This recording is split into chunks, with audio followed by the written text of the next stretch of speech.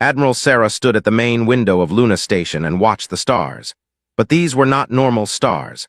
500 alien warships floated in space beyond the moon, their lights twinkling like deadly jewels. Each ship was bigger than anything humans had ever built. Each ship carried enough weapons to destroy entire cities.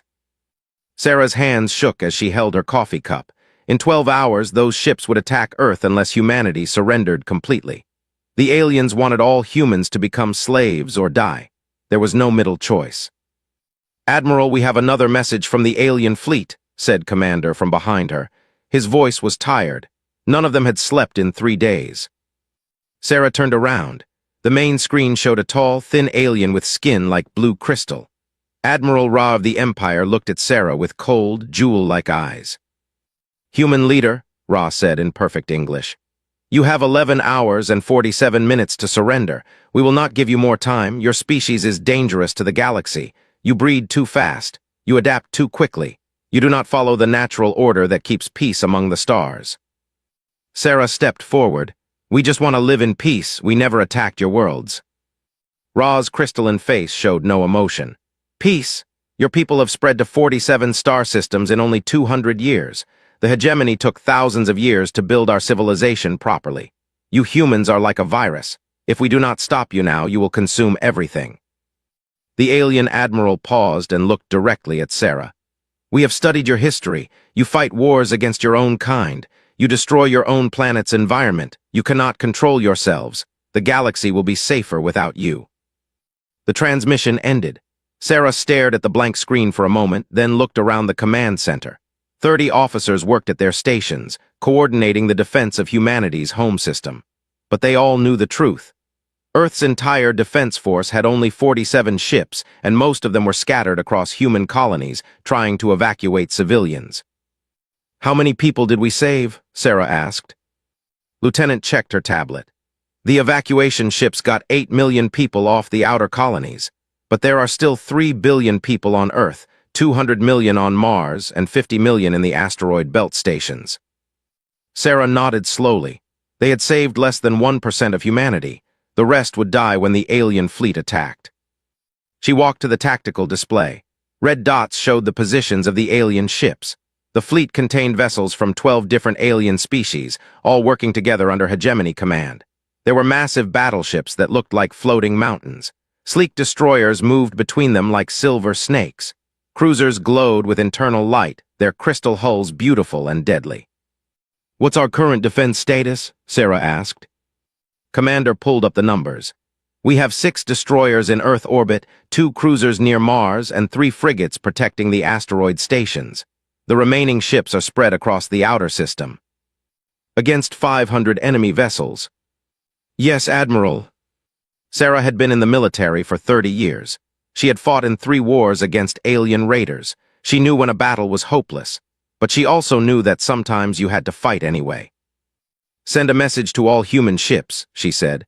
"Tell them to form up around Earth. If we're going to die, we'll die protecting our home." The officers began sending orders. Sarah walked back to the window and stared at the alien fleet. She remembered stories her grandmother told about the first contact war 60 years ago. Humanity had been young then, just beginning to explore the stars. The aliens had attacked without warning, destroying human colonies and forcing Earth to surrender. That was when the isolation began. Humanity was forbidden to explore beyond their own star system. But humans were stubborn. They built better ships in secret. They established hidden colonies. When the aliens discovered this, they decided humanity was too dangerous to live. "Admiral," Lieutenant called out, "we're receiving surrender requests from some of the civilian stations." Sarah wasn't surprised. The miners and traders in the outer system had families. They didn't want to see their children die in a hopeless battle. "Tell them I understand," Sarah said, "but remind them that surrender means slavery. The hegemony doesn't let conquered species stay free." She thought about her own daughter, Emma, who was studying to be a doctor on one of the Mars universities. Emma was 25 years old, brilliant and kind. She wanted to help people. She didn't deserve to die because some aliens thought humans were dangerous. The command center's main alarm began to sound. Everyone looked up at the displays. "What is it?" Sarah asked. Commander was staring at his screen with a confused expression. Admiral, we're detecting movement in the alien fleet. They're powering up weapon systems. Already, they said we had 12 hours. Maybe they changed their minds, Lieutenant said quietly. Sarah felt her heart sink. The aliens were going to attack early. Humanity's last few hours were being stolen from them. But then looked up with an even more confused expression. Wait, Admiral, they're not targeting us. They're aiming at something else, something beyond the edge of the system. Sarah moved to his station. What are they looking at? I'm not sure. Our long-range sensors are picking up a small object moving in from the outer darkness. It's a ship, a single ship approaching from beyond Pluto. Sarah stared at the sensor reading. One ship was coming toward Earth, and 500 alien warships were pointing their weapons at it. It didn't make sense. Can you identify the ship? Worked at his controls for a moment, then his face went pale. Admiral, according to these readings, it's a human frigate, but that's impossible. We don't have any ships in that sector. Sarah felt a chill run down her spine. Show me. The main screen flickered and displayed a grainy image of a dark ship moving through space. It was definitely human design, but old. Very old. The hull was and battered like it had been fighting for decades. Admiral said quietly, the ship is broadcasting an identification signal. It says it's the UENS Defiance. Sarah's coffee cup fell from her hand and shattered on the floor. The Defiance was supposed to be lost 60 years ago during the First Contact War. It had vanished with the entire lost fleet while chasing alien raiders into the galactic rim. Now it was coming home. The UENS Defiance moved through space like a ghost returning from the dead. Admiral Sarah watched the ancient frigate on Luna Station's main screen, her heart beating fast. Everyone in the command center stared in silence. Ships that were lost 60 years ago didn't just come back. Are we sure it's really the Defiance? Sarah asked. Commander checked his readings again. The identification codes match perfectly, but Admiral, look at these energy signatures. This ship is barely showing up on our sensors. It's like it's not fully here. The alien fleet had noticed the approaching ship too. Admiral Ra's crystalline voice came through the communication system, speaking to her own fleet rather than to the humans. All ships maintain position. We have a single human vessel approaching. It appears to be from their ancient fleet. This changes nothing. After we destroy this ghost ship, we will proceed with the elimination of the human home world. Sarah felt anger rise in her chest. The aliens were talking about destroying Earth like it was just another job to finish. Try to contact the Defiance, she ordered. Lieutenant worked at her station. I'm sending standard approach signals on all frequencies. For several minutes, nothing happened. The old frigate continued moving toward the inner system, ignoring both the human and alien fleets. Then, suddenly, the communications board lit up. Luna Station, this is Captain Stone of the UENS Defiance, requesting permission to engage the enemy. Sarah's breath caught in her throat. Stone was a legend. She had studied his battles in military school. He was the youngest captain ever given command of a frigate, and he had never lost a fight. But Stone was supposed to be over 90 years old now if he was still alive. Put him on screen, Sarah said. The main display flickered, and a man's face appeared. Sarah expected to see an old veteran with gray hair and wrinkled skin. Instead, she saw a man who looked about 40 years old with dark hair and intense brown eyes. He wore an old military uniform that was clean but showed signs of many repairs. Admiral, Captain Stone said with a slight smile, "You look surprised to see me." "Captain Stone, according to our records, you've been missing for 60 years. How is this possible?" Stone's expression became serious. "Time moves differently in the galactic rim, Admiral. What felt like 60 years to you was much longer for us. We've been busy." Sarah looked more closely at the image. Behind Captain Stone, she could see other crew members working at their stations. They all looked young and strong, but their equipment was strange. She could see normal human controls mixed with technology she didn't recognize. "Captain, where is the rest of the lost fleet?" Sarah asked. "They're coming," Stone replied. "But first we need to deal with the immediate problem." He turned to look at something off-screen, then looked back at Sarah. "Admiral, I need you to move all human ships away from Earth, pull back to the moon's orbit." "Why? We're planning to make our stand here." Stone shook his head. Admiral, your ships are brave, but they're not ready for what's about to happen. Trust me, pull back your forces and let us handle this. Sarah hesitated. Everything about this situation felt wrong. How could one old frigate fight 500 alien warships? Captain, what exactly do you plan to do? Stone's image flickered slightly, as if the transmission was having trouble staying stable. We plan to remind the hegemony why they feared humanity in the first place. Before Sarah could ask more questions, the transmission ended. On the tactical display, the Defiance continued its approach toward the alien fleet. Admiral Ra's voice came through the speakers again. Humans of the Sol system, we will now demonstrate what happens to those who challenge the hegemony. Watch as we destroy your ancient ship. The alien fleet began to move. Massive battleships turned to face the approaching frigate. Weapon systems that could destroy planets began to charge with deadly energy. Sarah felt helpless. She was watching a hero from Earth's past about to die, and there was nothing she could do about it. Should we order our ships to assist? Commander asked. Sarah shook her head. Captain Stone told us to stay back. I don't know why, but something tells me we should listen to him. The Defiance was now close enough for the aliens to attack. Sarah expected to see the small frigate disappear in a ball of fire. Instead, something impossible happened. The alien ships opened fire with hundreds of energy beams and missiles. But as the weapons approached the Defiance, they began to curve away from the ship.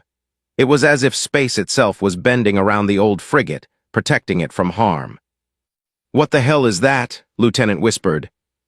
The Defiance didn't even try to dodge the attacks. It flew straight through the alien weapons' fire like it was flying through empty space. As it passed the first line of alien ships, something strange began to happen to the enemy vessels. The battleships, huge as mountains, started to shake and tremble. Their weapon systems went dark. The sleek destroyers began to drift helplessly, their engines failing. Even the beautiful crystal ships of the lost their internal glow and went cold. "Are they destroying the alien ships?" asked. Sarah studied the readings.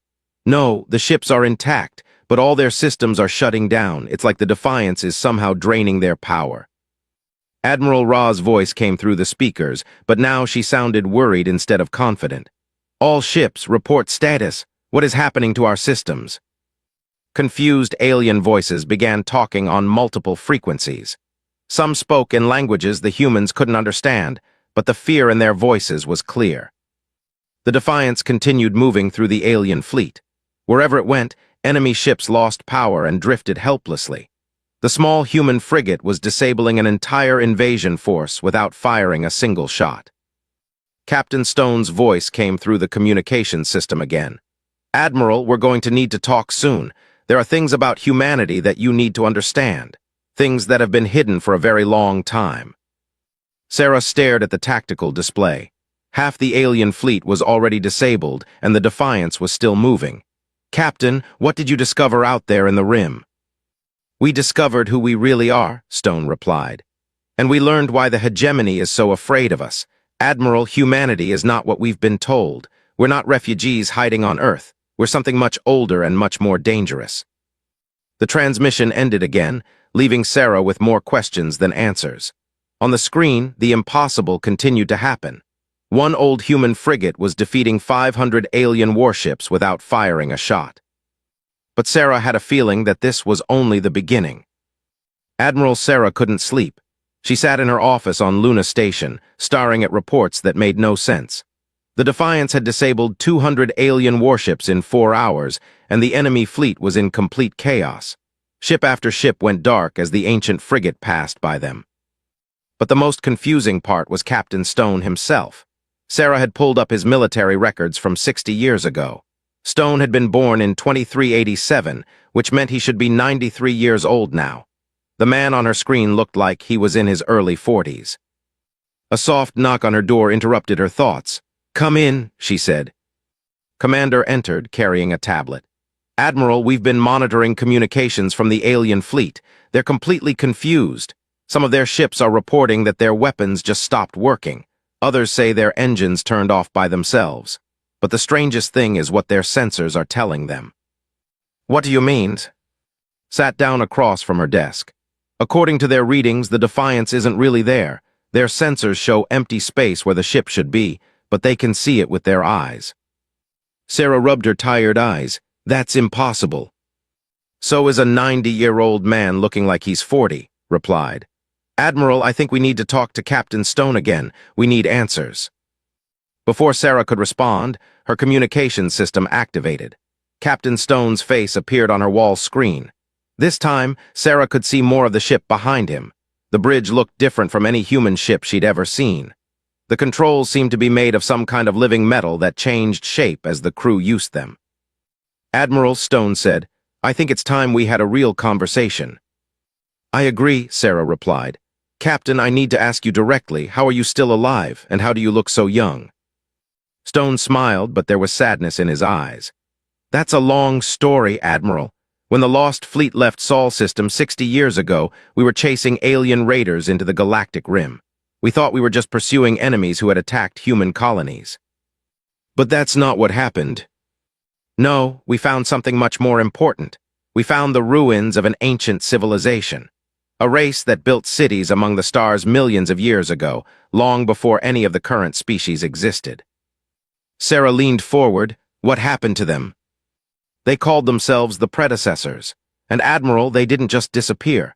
They were murdered by the ancestors of the current hegemony species, the same aliens who are trying to destroy humanity today. The words hit Sarah like a cold wave. Why would they do that? Captain Stone's expression grew dark. Because the predecessors tried to create a peaceful galaxy where all species could live together. The other races didn't want peace. They wanted power. So they formed an alliance and destroyed the predecessors. They thought they had killed them all. But they were wronged. Yes, a few predecessors escaped to a distant planet on the edge of the galaxy. They knew their enemies would keep hunting them, so they did something desperate. They changed themselves. They modified their own genetics to look like a primitive species that their enemies would ignore. Sarah felt her heart begin to race. She had a feeling she knew where this story was going, but she didn't want to believe it. Captain, what planet did they escape to? They called their new home Terra. We call it Earth. The silence in Sarah's office was complete.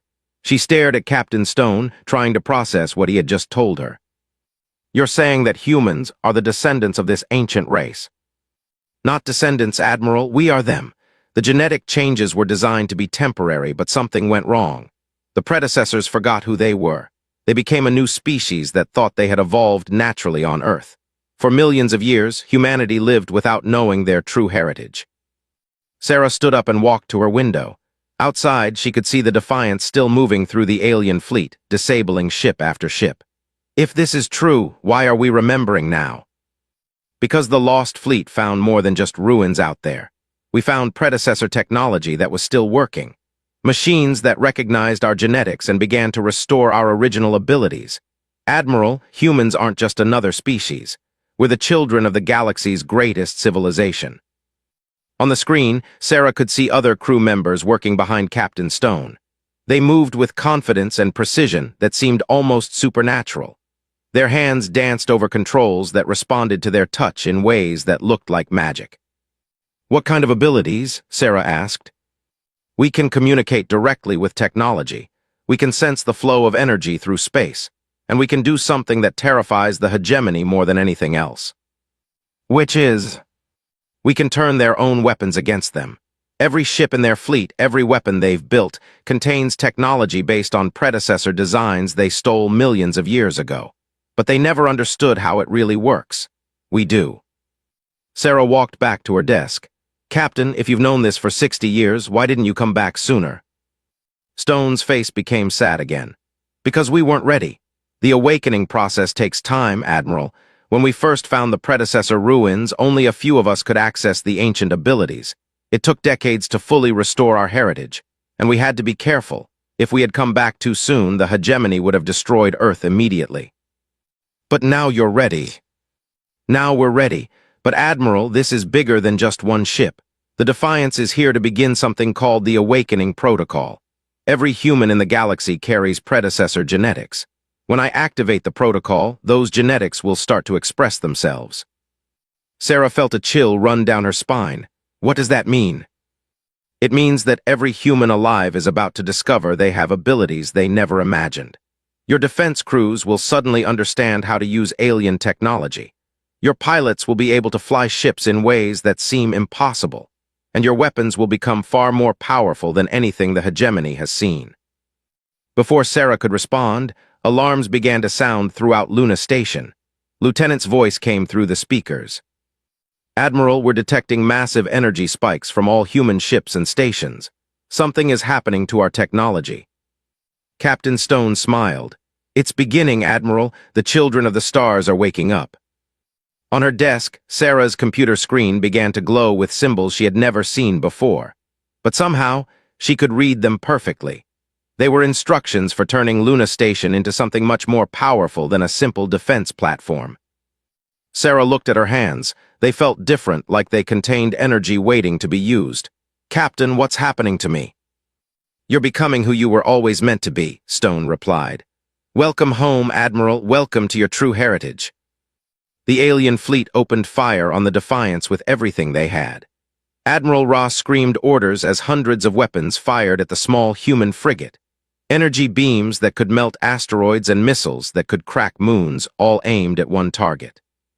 But something impossible happened. The weapons didn't just miss, they bent away from the Defiance like light bending around a black hole. Space itself seemed to protect the ancient human ship. On Luna Station, Admiral Sarah felt the change spreading through her body like electricity. The symbols on her computer screen were now perfectly clear.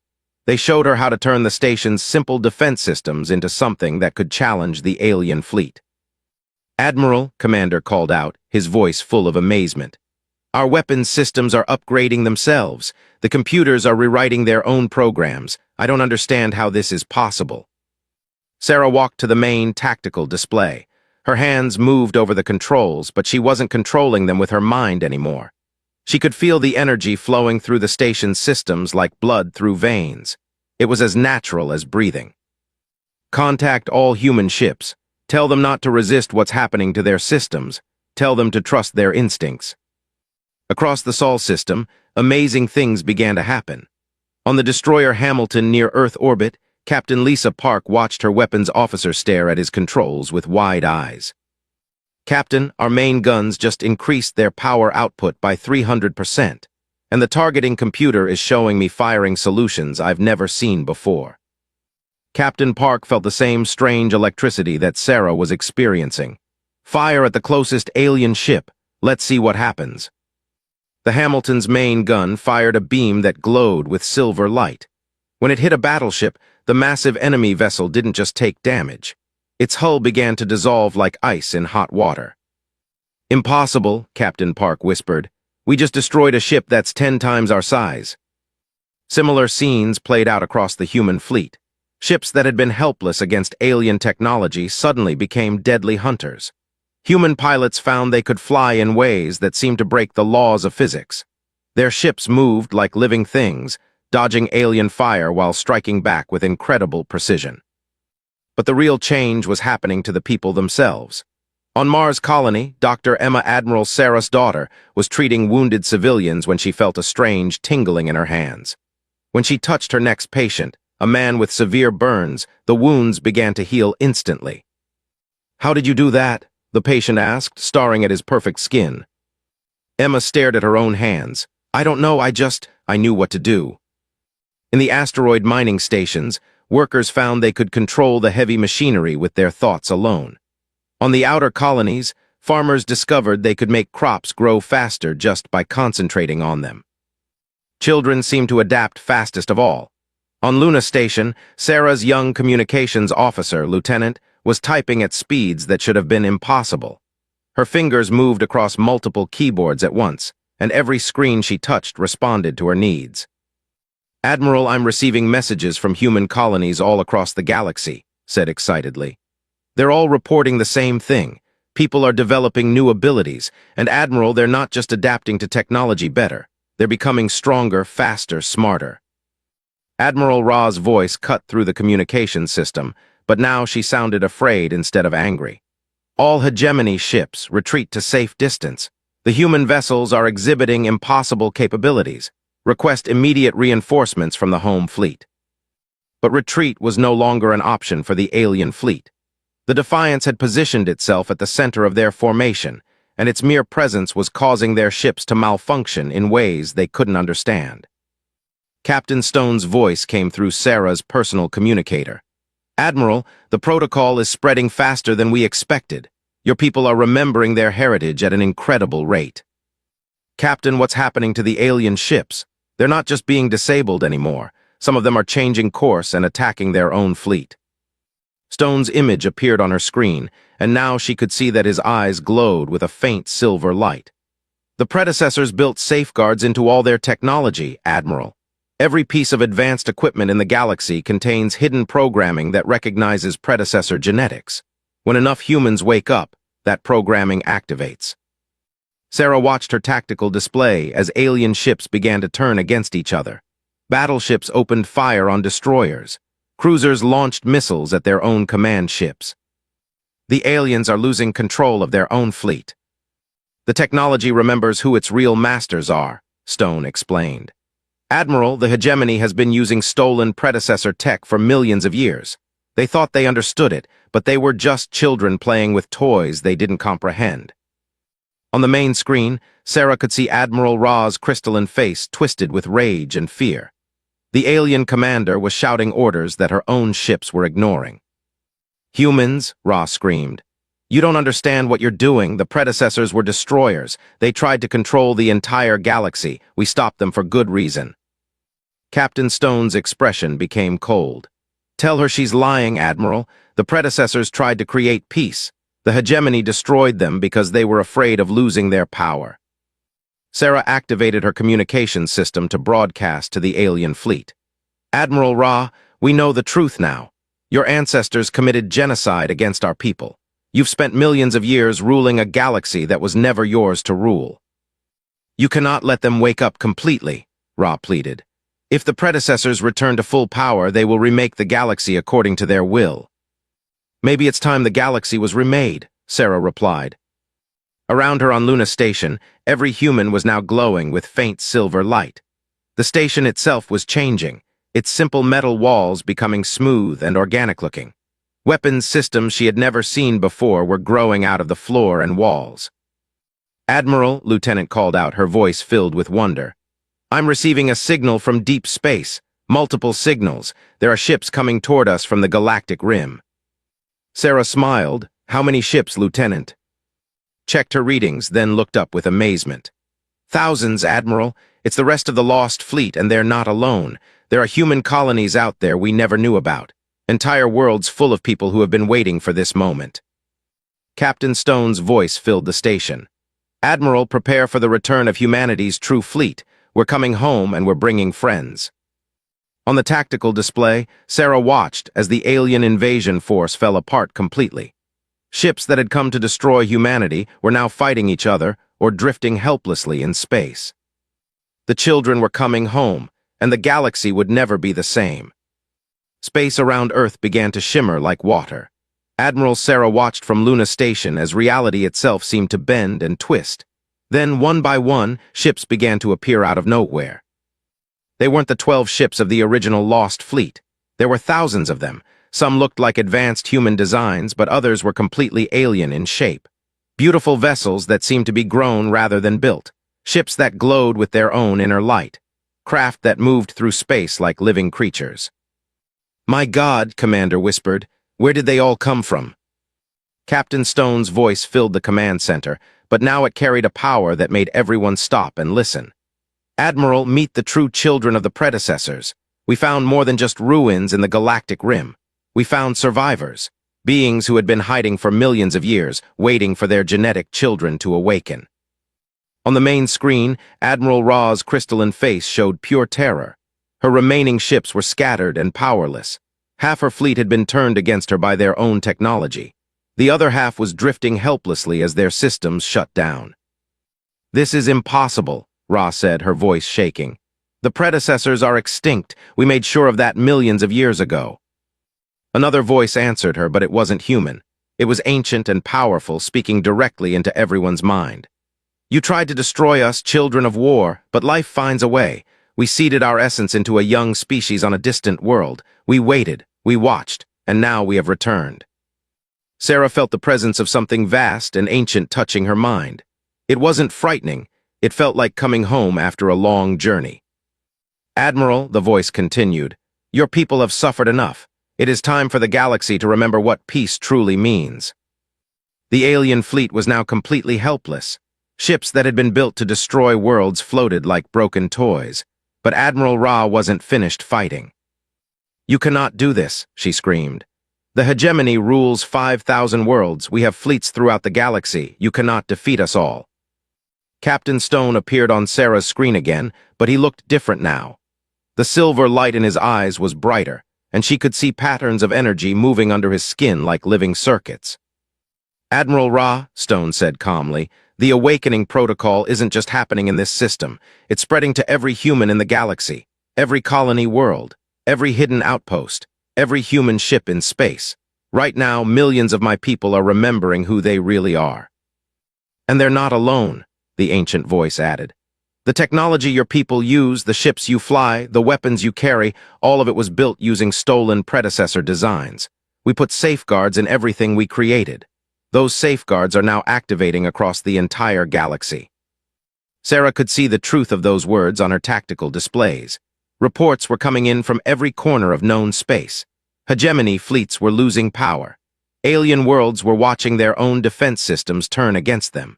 The careful order that had kept the galaxy under control for millions of years was falling apart in a matter of hours. But Sarah felt no desire for revenge. The power flowing through her brought understanding, not hatred. She could feel the emotions of every living being in the system, including the aliens. They weren't evil. They were afraid. "Captain Stone," Sarah said, "what happens to them now, to the hegemony species?"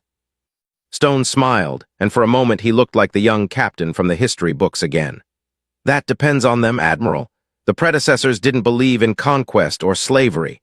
We believed in giving every species the chance to choose their own path." Sarah opened a communication channel to the alien fleet. "Admiral Ra, you said the predecessors tried to control the galaxy. That's not true, is it?" The crystalline alien looked confused. "What do you mean?" "Your ancestors destroyed the predecessors because they were afraid of losing power. The predecessors wanted all species to be free and equal. That threatened the empires your people had built." Ra was quiet for a long moment. Around her, Sarah could see other alien officers listening to the conversation. "How can you know this? You are just humans. You have only been in space for a few centuries." The ancient voice spoke again, but this time it was gentle. "Child of Crystal, your own people's history has been hidden from you. Your ancestors were once peaceful traders who explored the galaxy with joy. It was only after they joined our destroyers that they became warriors and conquerors." On the screen, Sarah could see tears forming in Ra's jewel-like eyes. "You're saying we chose to become monsters?" "You chose to be afraid," Captain Stone replied. "But choice works both ways. You can choose to be something else." The space around Earth continued to fill with ships, but not all of them were from the Lost Fleet. Some were alien vessels that had broken free from hegemony control. Their crews had decided to join the growing alliance of free species. Sarah felt her daughter Emma's voice touch her mind across the vast distance to Mars. "Mom, something wonderful is happening here. People from different species are working together for the first time in millions of years. The hatred is just disappearing." "It's the same everywhere," Lieutenant reported. "We're receiving messages from hundreds of worlds. The awakening protocol isn't just giving humans new abilities. It's helping all species remember what they were like before the Age of Empires began." Admiral Ra was staring at her own hands. The crystal structure of her skin was changing, becoming more translucent and beautiful. "I can remember," she whispered. "My people used to be artists. We made music from starlight and painted with cosmic radiation. We created beauty, not weapons." "You can create beauty again," Sarah said softly. "All of you can." One by one, the alien ships began to power back up. But instead of preparing for battle, they moved into peaceful formations. Their crews were making their own choice about what kind of future they wanted. Captain Stone's image flickered and changed. Now he looked like something beyond human, tall and graceful, with skin that glowed with silver light and eyes like distant stars. "Admiral, the age of fear is ending. Your people are ready to take their place as guardians of the galaxy, just as the original predecessors intended." Sarah looked around Luna Station. Every surface now gleamed with organic curves and flowing patterns. The technology wasn't just advanced, it was alive, and she could feel its contentment like a cat purring in the sun. "What happens now?" she asked. "Now we rebuild," the ancient voice replied. "We teach the galaxy to remember peace. We help every species find their true nature again, and we make sure that the age of empires never returns." Outside the station windows, Sarah could see Earth beginning to glow with the same silver light that filled the predecessor ships. Humanity's home world was transforming into something magnificent, a beacon that would shine across the galaxy as a symbol of hope. The children had come home at last, and they had brought the dawn of a new age with them.